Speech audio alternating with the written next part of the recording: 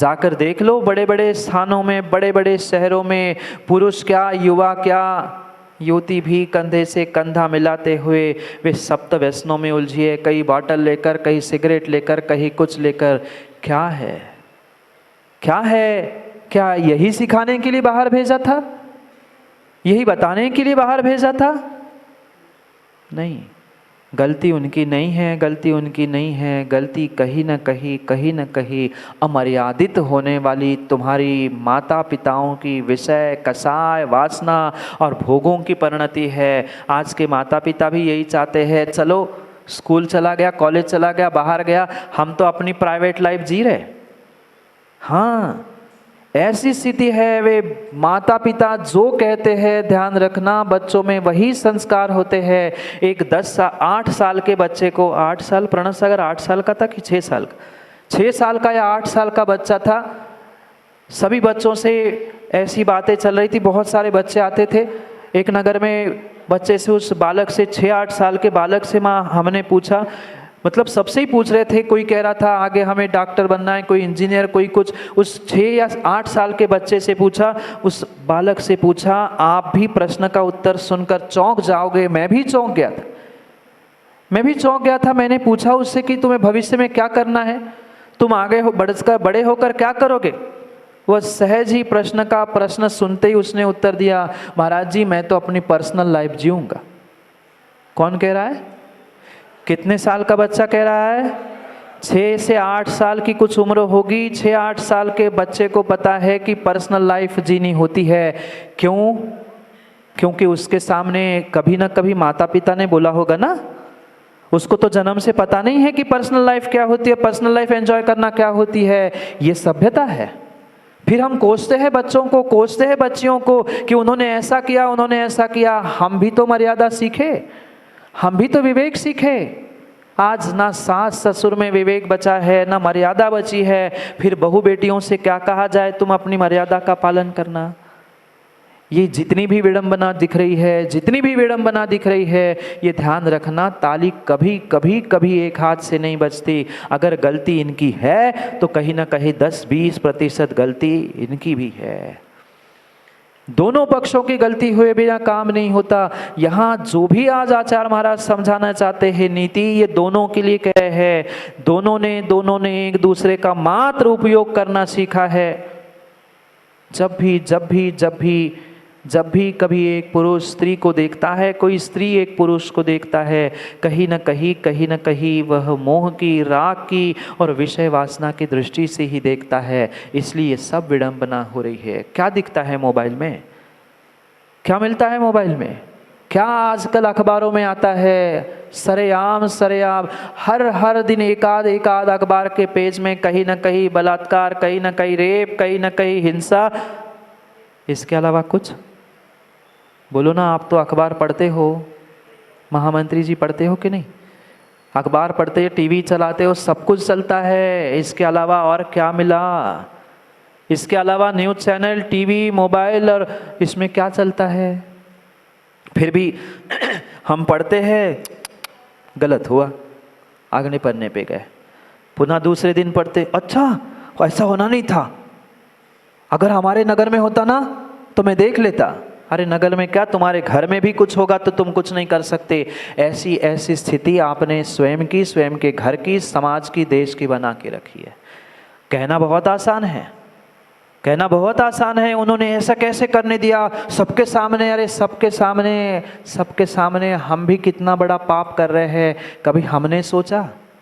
अंतर इतना है पंचम काल में अंतर इतना है काला जी। पंचम काल में चोर वो है जो पकड़ा जाता है, जो पकड़ा नहीं गया वो अपने आप को चोर। बहुत बढ़िया, कम से कम यहाँ तो मान ही रहे हैं कि मानता नहीं है। पर सभी पकड़े जाओ नहीं पकड़े जाओ, पर बिना पाप के आज कोई भी नहीं जी रहा। अपने आप से पूछे ना, अपने स्वयं से, अपने परिणामों से पूछे। जो पकड़ा गया, जो खुलेआम करते पकड़ा गया, उसे तो बदनाम किया, उसे तो अरेस्ट किया, उसके बारे में तो बहुत कुछ बोला गया। हम अपने मन से, अपने परिणामों से ही पूछे कि दूसरों को देखकर हमारी दृष्टि कैसी हुई थी। हम भी सभी उन अवस्थाओं से गुजरे हैं। आप भी उन अवस्थाओं से गुजरे हैं। आपकी दूसरी दृष्टि पर पक्ष को, दूसरे को देखते समय क्या थी, किस दृष्टि से हमने देखा, ये अपने आप से पूछो, अपने आप से पूछो। रावण का पुतला तो आज तक जलाते आए हैं, क्योंकि एक सीता का रावण ने हरण किया था। जिसने गलत काम किया उसको तो कोर्ट में खदेड़ने की बात की जाती है, पर जो गलत विचार कर रहा है, गलत विचार करते हुए, गलत दृष्टि करते हुए, गलत दृष्टि से देख रहा है, गलत सोच बना रहा है, उसका क्या? अपने आप से पूछना। अपने जीवन में हम कितने दूध के धुले हैं। क्या रावण जैसा पाप, रावण जैसी सोच, मैं शरीर से कार्य नहीं कह रहा हूँ, वैसी सोच कभी जीवन में नहीं आई। मैं पुनः कह रहा हूँ, दूसरों के सामने कबूल मत करो, मेरे सामने भी मत कबूल करो, पर अपने आप में तो कबूल कर लो। अपने आप में भी निंदा गर्हा पूर्वक गलती का एहसास होगा ना, तो विश्वास मानना, जीवन में कभी आने वाले समय में बदलाव होने का चांस आ सकता है, अन्यथा बदलने का कोई मौका मिलने वाला है ही नहीं है। ये पंचम काल है। पंचम काल में, आज पंचम काल में ये स्थिति है, तो छठे काल में और आने वाले पंचम काल में क्या होगा? माँ विचार तो करो। आवश्यकता आप लोगों को नहीं लगता कि आवश्यकता है आज हम सुधरे और आने वाले पीढ़ी को सुधार दे? पर सुधारने का मौका मिलता है। हम कितना सुधरना चाहते हैं? हम 10 दिन भी घर को, परिवार को, विषयों को, मोबाइल को छोड़कर आना चाहते हैं? प्रश्न चिन्ह है। नाना प्रकार के विकल्प होते हैं। महाराज वहाँ पंखा मिलेगा कि नहीं, कूलर मिलेगा कि नहीं, टेबल कुर्सी मिलेगी कि नहीं, भोजन में क्या मिलेगा, हम एक टाइम नहीं खा सकते। दुनिया भर के प्रश्न हम ही खड़े कर लेते हैं। फिर हम ही खड़े कर लेते हैं, आने वाली पीढ़ी को क्या देंगे? हम ही अगर अपने आप में, अपने धर्म क्रियाओं में मजबूत नहीं है, हम युवाओं को, बच्चों को, आने वाले पीढ़ी से क्या कह सकते हैं कि नहीं तुम भी धर्म से जुड़ो, तुम भी शिविर में, तुम भी पर्युषण में अपने धर्म वृद्धि के लिए पुरुषार्थ करो? हम ही डगमगा जाते हैं रावका जी, है कि नहीं? हम ही विचार करते हैं कैसे होगा, क्योंकि हर व्यक्ति को यही लगता है, हर इंसान को यही लगता है कि पूरे घर का, पूरे मंदिर का ठेका हमारे सर पे है। मैं खिसक जाऊंगा तो पूरा घर।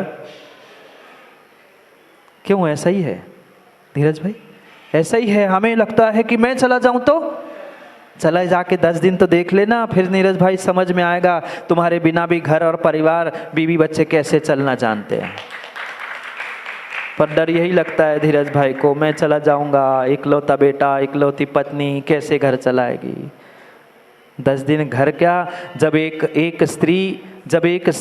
एक महिला पूरे राष्ट्र को चला सकती है। कौन है राष्ट्रपति?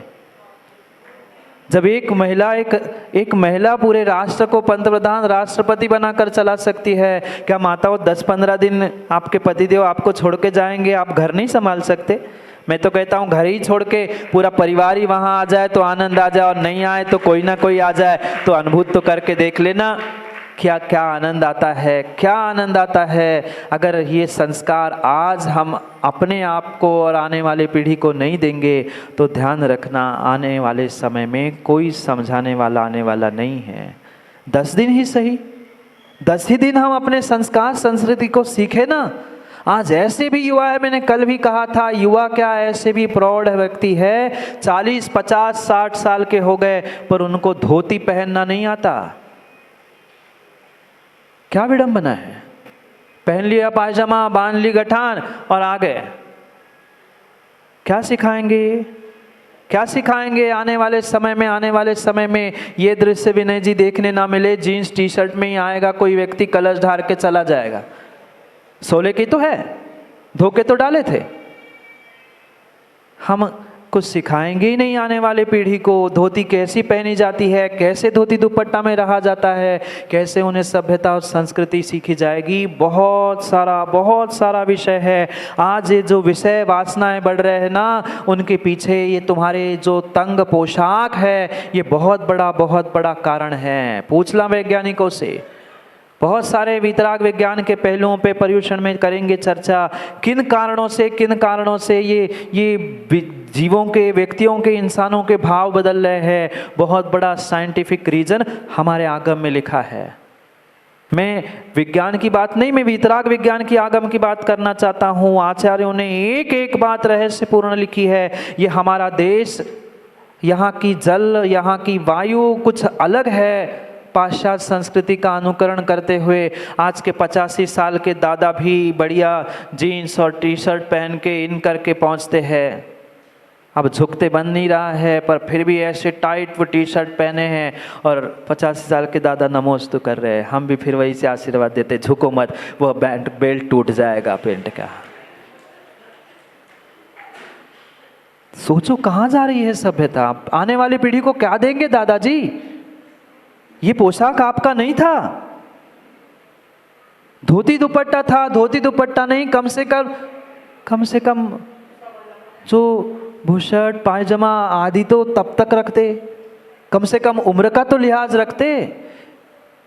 क्या है उनका नाम लिया दादा का, इसका मतलब दादियों ये मत समझ लेना कि आपका कुछ कह नहीं पाऊंगा।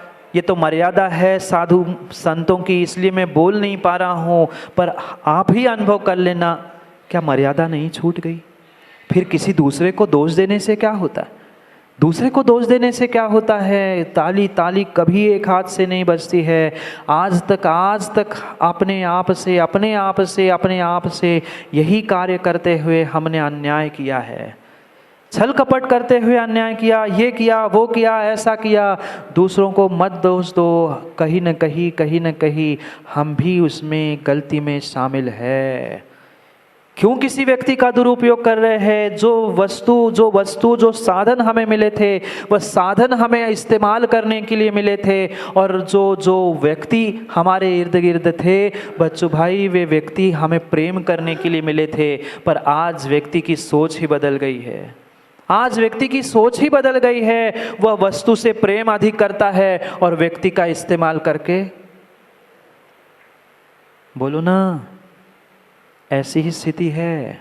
चाहे घर हो, परिवार हो, देश हो, राष्ट्र हो, सर्वत्र यही स्थिति है। हमें वस्तु से प्रेम नहीं, वस्तु का उपयोग व्यक्ति के प्रेम करने के लिए करना था, पर आज इंसान का उपयोग होता है और वस्तु से प्रेम होता है। घर से अपने घर के संतानों से ही पूछ लो, मम्मी पापा को कितना समय एक संतान देती है और अपने मोबाइल से कितना प्रेम करती है।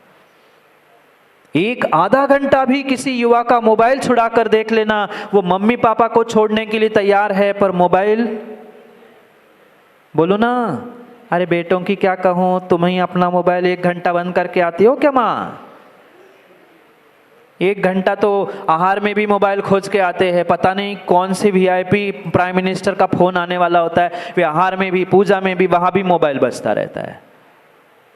दूसरों की गलती तुरंत स्वीकार कर ली। हाँ महाराज, बच्चे तो ऐसे ही है। माता पिता वे ही अपना मोबाइल नहीं छोड़ पाते, उनको बच्चों से ज्यादा प्यार मोबाइल से है, घुसे पड़े रहते। क्या सभ्यता और क्या संस्कृति बच्चों को सिखाएंगे? किस बात पर हम उन पे उंगली उठाएंगे? हम ही ठीक नहीं है, हमारा ही पुरुषार्थ ठीक नहीं है। हम उनसे क्या कहेंगे और कैसे सुधार की उम्मीद रखेंगे? विचार करो। थोड़ा सा विचार करना होगा। माता पिताओं, बुजुर्गों, विचार करना पड़ेगा।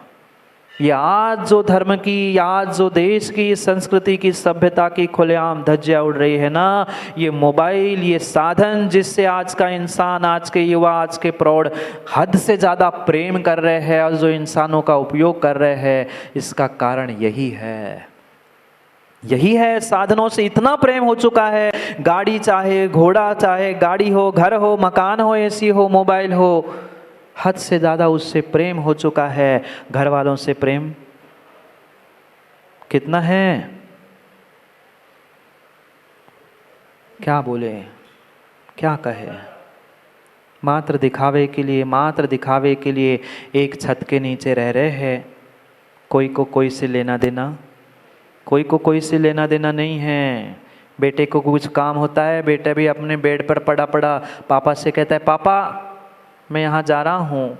पापा नीचे के बेडरूम में है, बेटा ऊपर के बेडरूम में है, पर पास में आके एक साथ बैठ के कभी एक दूसरे से बात नहीं करेंगे। ऐसा नहीं है चौक ज्ञानी, ऐसे ही है।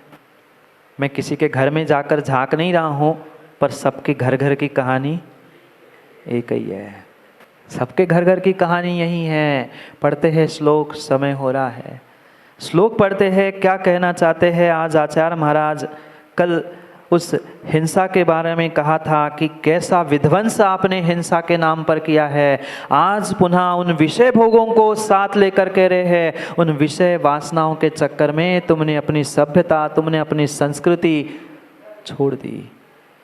हमारे धर्म में, हमारे आगम में, हमारे भारतीय संस्कृति में विवाह भी एक संस्कार होता है। विवाह भी एक व्रत होता है। इसलिए विवाह का व्रत कहा जाता है। जो अपनी विषय वासनाओं को, कषायों को संभाल नहीं पा रहा है, कम से कम वह शादी करते, विवाह करते हुए सदार संतोष व्रत धारण करे। अपनी मात्र एक पत्नी को, एक महिला को पत्नी माने, और शेष संसार में जितनी स्त्रियां हैं, जितनी महिलाएं हैं, उनकी उम्र के हिसाब से माँ, बहन, बेटी आदि आदि स्वीकार करे। ये हमारे धर्म का, ये हमारे संस्कृति सभ्यता का रहस्य था। पर आज टीवी, मोबाइल और सीरियलों में दिखाया जाता है एक घरवाली और 4, सुनाई दिया? नहीं, मैं टीवी सीरियल की बात कर रहा हूँ, घर घर की कहानी मैं नहीं जानता। पर खुलेआम टीवी सीरियल, वही सास वही बहू बैठकर देख रही है, वही ससुर बैठे हैं, वही बेटे बैठे हैं, और वही कहानी चल रही है, वही दिखाया जा रहा है। घर वाली आ गई, फिर बाहर वाले आ गई। अब संस्कार क्या मिलेंगे बच्चों को? वो भी सोचते होंगे सही बात है, जब टीवी पे आ रहा है, मोबाइल पे आ रहा है, तो हम भी 4 बाहर ... अब आप समझो मैं क्यों बोलूं भाई, मुझे भी तो पाप लगेगा। बस सोचो, जब मैं नहीं देख रहा हूं तो ऐसा सोच सकता हूं, जो प्रतिदिन देख रहे हैं, क्या उन बच्चों में ये संस्कार नहीं हो रहे होंगे? कहाँ गई सती सीता? कहाँ गई द्रौपदी? कहाँ गए पांडव? कहाँ गए राम? कहाँ गए मर्यादा पुरुषोत्तर राम? एक नहीं, सैकड़ों, हजारों सुंदर सुंदर कन्याओं ने राम और लक्ष्मण से कहा। राम से जैसे ही कहते, वह कन्या कहती कि मैं तुमसे विवाह करना चाहती हूँ। राम कहते मैं तो एक ही पत्नी से खुश हूँ, तुम लक्ष्मण से मिलना, मैं किसी से विवाह नहीं करूँगा। उसको तो कोई नहीं दिखाना चाहता, उस राम के मर्यादा को तो कोई प्रदर्शित नहीं करना चाहता। पर जिनके कैरेक्टर ढीले हैं, उनके तो कैरेक्टर खुलेआम टीवी पे दिखाए जाते हैं, और पूरा परिवार देखकर तालियां बजाता है, बहुत बढ़िया, बहुत बढ़िया। यही तुम्हारे घर में होने वाली हकीकत है। कुछ दिनों बाद कान खोल के, आँख खोल के सोच लो, विचार कर लो, निर्णय कर लो। जो आँखों से दिखता है, आँखों से दिखता है, आँखों से दिखा हुआ बहुत जल्दी ग्रहण होता है, और व्यक्ति फिर वैसा ही कार्य करता है। इसलिए सोचे, समझे, विचार करे, निर्णय करे। समय पर, समय की बात के लिए पुनः समय पे मिलते, क्योंकि समय पे किया गया काम समय को दिलाता है। बोली भगवान महावीर स्वामी की।